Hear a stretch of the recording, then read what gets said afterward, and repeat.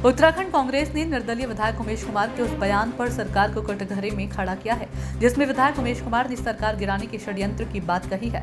कांग्रेस की प्रदेश प्रवक्ता गरिमा दसौनी ने सरकार पर निशाना साधते हुए कहा कि सरकार के पास तमाम एजेंसियां हैं, इसके बावजूद निर्दलीय विधायक के पास ये जानकारी पहुंच जाती है कि सरकार गिराने की साजिश हो रही है। उन्होंने कहा कि उमेश कुमार को सबूत और तथ्यों के आधार पर बात करनी चाहिए। इसके साथ ही उन्होंने यह भी कहा कि ऐसा लगता है कि भाजपा के विधायक बिकने के लिए तैयार हैं, कोई सरकार गिराने की साजिश रच रहा है। वहीं भाजपा विधायक खजान दास ने इस पर सफाई दी है। उन्होंने कहा कि निर्दलीय विधायक ने ये बयान क्यों दिया, किस आधार पर दिया, ये वही बता सकते हैं, लेकिन सरकार पर कोई आंच नहीं है और हम सभी लोग संगठन के निर्देश के तहत काम कर रहे हैं। मुख्यमंत्री पुष्कर सिंह धामी प्रदेश के विकास के लिए काम कर रहे हैं और अच्छा काम कर रहे हैं। ऐसे में सरकार गिरने का तो कोई सवाल ही नहीं होता।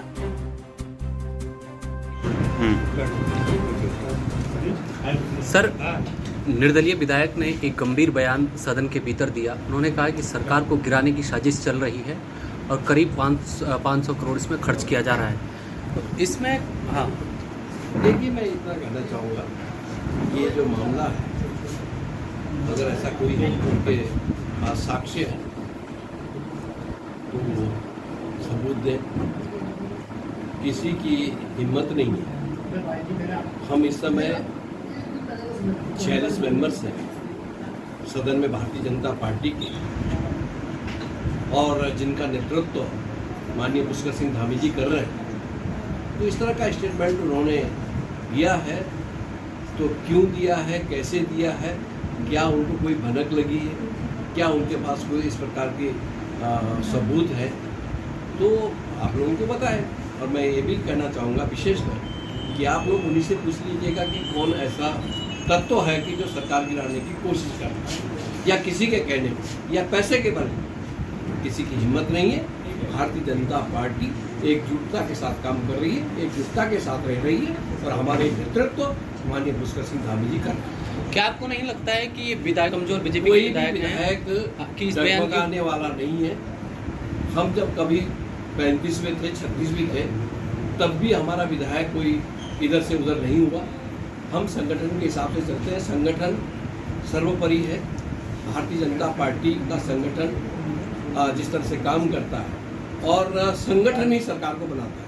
आज हम विधायक हैं तो संगठन की वजह से, इसलिए हम संगठन के साथ खड़े रहते हैं और संगठन का जो निर्णय होता है उसी के नियमित चलते हैं। इसलिए कोई भी किसी भी प्रकार का कोई ऐसा नहीं है कि कहीं पे सरकार पे कोई आंच आए, ऐसा कुछ नहीं है। मुख्यमंत्री धामी जी अच्छा काम इस प्रदेश के लिए कर रहे हैं, और प्रदेश के हित में काम होने भी चाहिए, और वो कर रहे हैं। इसलिए कोई इस प्रकार के संकेत ही नहीं है। तो मुझे लगता है कि वो स्टेटमेंट उन्होंने दिया होगा तो उनको कोई जानकारी होगी, क्योंकि वो पत्रकार भी हैं, और पत्रकार होने के नाते उनके पास कहीं से सबूत होंगे, तो आप लोगों को पता है।